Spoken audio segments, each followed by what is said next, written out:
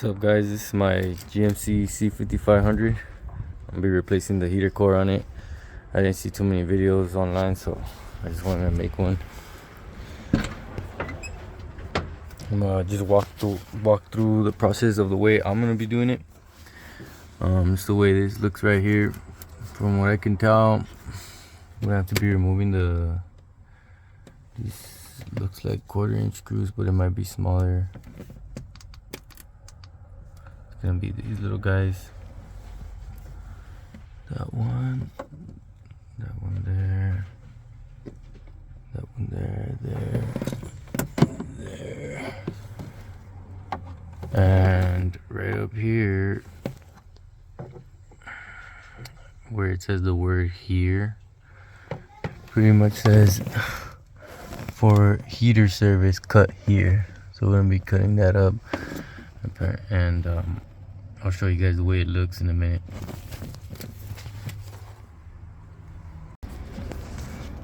Alright guys, so this is how it looks on the inside with the cover taken off. This is basically what was happening. I was having a coolant leak dripping out from into the cover out to the drain hole on the outside. But regardless, you can smell the coolant on the inside when you have the heater on, and you'll see the dripping when the vehicle was off. But you can basically see where it started leaking and where it's dripping right now. So I put a rag and I put some plastic here just so we don't get the vehicle dirty. But now basically what we got to do is go ahead and loosen up that last one and the hoses on the outside, and I'll show you guys how I do that as well. But yeah, I just wanted to show you guys how to get it done.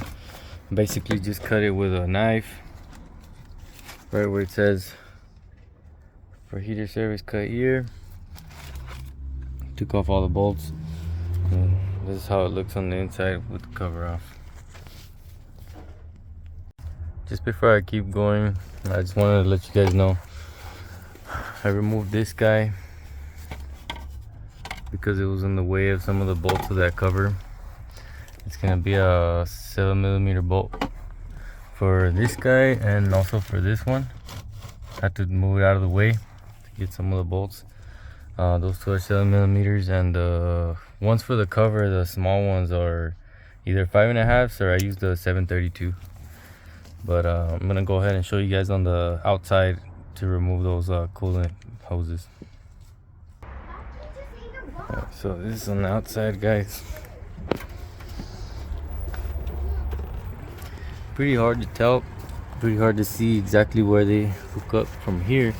But what I'm gonna do is I'm gonna remove the air filter housing along with the tube, just so that way we can get a better view of it from outside. Okay guys, so what I have to do is pretty much take off the air filter housing, and to be able to see the two coolant hoses right there real easily, I had to take off this sort of like air duct that has one stud right there, 10mm, and then these three 10mm up here. That's that way you guys can see those two hoses going to the heater core real easily. Then I'm gonna go ahead and take off both the clamp and the tension clamp. Okay guys, so this is with the heater core out.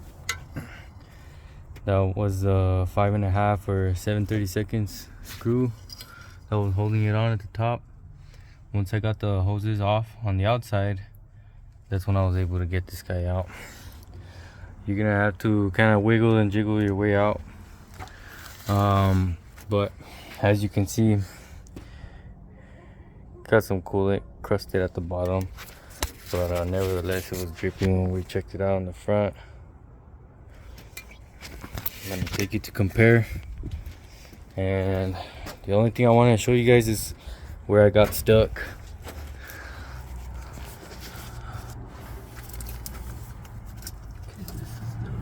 this is that bottom hose was okay, but this top hose that you guys see dripping right there, that clamp broke, so it kind of rusted out and it just kept spinning. So I couldn't really get it off. The only way I was able to get it off was to kind of grab the hose, tug on it side to side, pull it back, and with a pry bar, once I loosened up the heater core on the inside with a pry bar, I was able to stick my hand through the opposite side and pretty much where you see the holes, place the pry bar right where the hose and the heater core met, and I pried as hard as I could. It wasn't too bad, and then I was able to get that hose off without having to cut or well, yeah, pretty much I didn't want to put a cutting wheel in there. There was really no way, but that's where I got stuck. I'll show you guys once I put it back on. Alright guys, so before putting on the new one, I took off that insulation spongy kind of stuff that it has, just so we could put some new stuff on there that it came with. And then this is the replacement one. This is kind of weird to me right now because these turn kind of freely. These don't over here. It seems like it's stationary, but it's the same crimp. So either way, I'm gonna put it in, bolt it up, put the coolant lines on there, and start it up. Make sure that it doesn't leak before putting the cover back on. But I'll show you how it looks once I put it back on. Okay guys, this is with the heater core in.